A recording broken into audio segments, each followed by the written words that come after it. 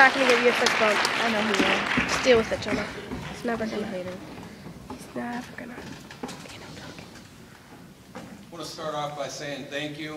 Thank you to the faculty and the staff and the other veterans in the room. And those of you who are families of veterans, special thanks to you as well, because you understand what it means when your loved ones are serving. I'll talk a little bit about my career. I started out in 1987. I joined the Marine Corps, spent 5 years on active duty. I did 2 6-month deployments in the Mediterranean, France, Portugal, Crete, Spain, Turkey, Israel, Jerusalem. Did 97 days Operation Sharp Edge in Liberia, Africa. We did the biggest NEO operation since Saigon in 1975, where we evacuated a lot of dignitaries, diplomats, and people. There was a civil war going on, and we went down to help them out, bring food, and just evacuate people from a bad situation. When I was in the Marine Corps, I was in aviation ordnance. I went to schools for rockets and missiles on fixed-wing aircraft as well as rotor-wing aircraft. Spent about 8 months in school for that. And then I went to a transportation squadron where all they had was 50 caliber machine guns. So then I took all that education and I taught aerial gunner instructors. So that's some of the infinite wisdom sometimes. But I did that for 5 years. I met my wife while I was there. 26 days later, don't do this, kids. 26 days later, I got married. This year will be 21 years, though. My wife, being a former Marine, she was in an observation squadron, did a lot of counter-drug work down in Puerto Rico. She also did a lot of training in Nevada and California deserts.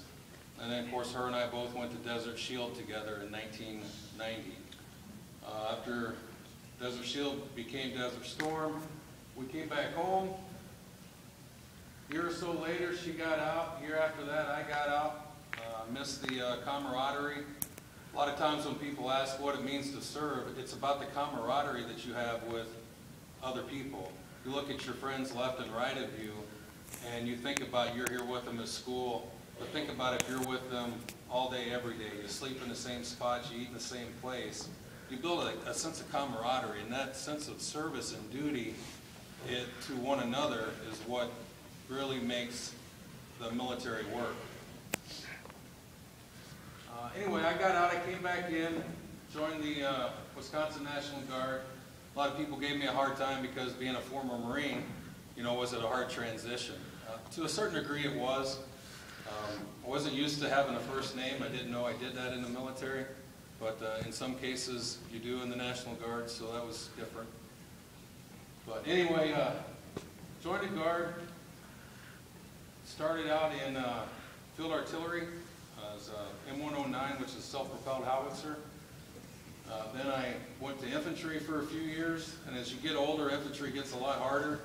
I mean, if you think of doing infantry tactics as I'm up, he sees me, I'm down, roll left or right and do it again, and then do that for about 300 yards, that'll wear you out. Now add 30 years to your life, that makes it pretty hard.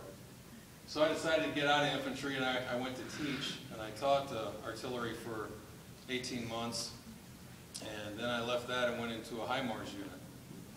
And HIMARS is High Mobility Artillery Rocket System. It's a chassis truck with, you can shoot 6 rockets or 1 missile. ATACMS missile. The 6 rockets, the ranges get out there quite a ways. With the missile, you could hit Chicago. So they've got the range, they've got the distance. They're used a lot right now in Afghanistan, but at over $1 million a missile, they don't like to shoot too many of them. Deployed to Iraq in '06. I was, with all that knowledge and education, they put us on a Sec 4 mission. So they gave me 56 soldiers. Think about 56 people that you're in charge of in my platoon, and our job was to prevent hijackings and find IEDs or roadside bombs on the road. We found 15 IEDs. We prevented 27 hijackings. 14 of the 16 trucks that I was in charge of were hit with IEDs. So we're about a 50% ratio of what we found versus what detonated and hit our trucks. With the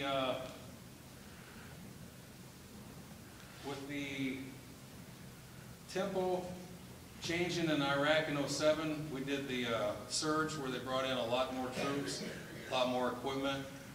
They relocated us, took me off that route security mission that we did for 10 months and put us on convoy escort. So we were just following trucks up and down Iraq. I've been pretty much in the Iraq area. I've started at the bottom of Iraq, went all the way up through Baghdad, Taji, Spiker to Crete. Anaconda was another base up in there.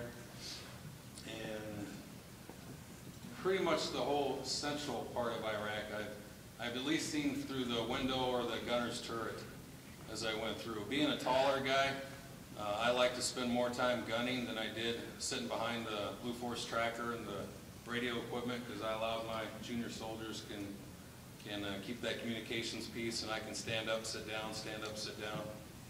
It's kind of hard as you get older. Some of you don't feel that yet, but you will one day. But in all that, with those 14 trucks hit, our battalion of 460 soldiers, we lost 2 soldiers while we were there. 1 soldier was from Maine, and 1 soldier was from Sussex area here in Wisconsin. So I guess if you look at those numbers, it's about a 2% loss what we had. I get asked that a lot because, a lot of people don't really understand what you do over there or what it means to serve. Some other things that we did is we took, Christmas Day, we took 36 large boxes of school supplies, toys and clothes to kids in Iraq, because trust me, they don't have anything that you do here today. They don't have the books, they don't have pencils, they don't have, the bare bones things. The things that you take for granted or throw away, they would love to have. So I know Robin, she did a lot with the school, she did a lot with our local church of sending stuff over, and we just, Christmas Day, we made a lot of presents. We went out and took like 20 pairs of shoes to little girls and boys in Iraq that didn't have them. I bought a lot of jewelry from the little shops that we had on base and took that out, because none of the girls had earrings until after about a month we were there, and it seemed like all of them did. I think altogether I bought about 200 pair of earrings that I handed out. So I guess in some ways you think of what you do moving equipment, what you do moving supplies, and covering down on troops, but also there's that humanitarian side of it as well. The first time I got the humanitarian medal was when we were doing a mission. A volcano was erupting, and our helicopter squadron back in the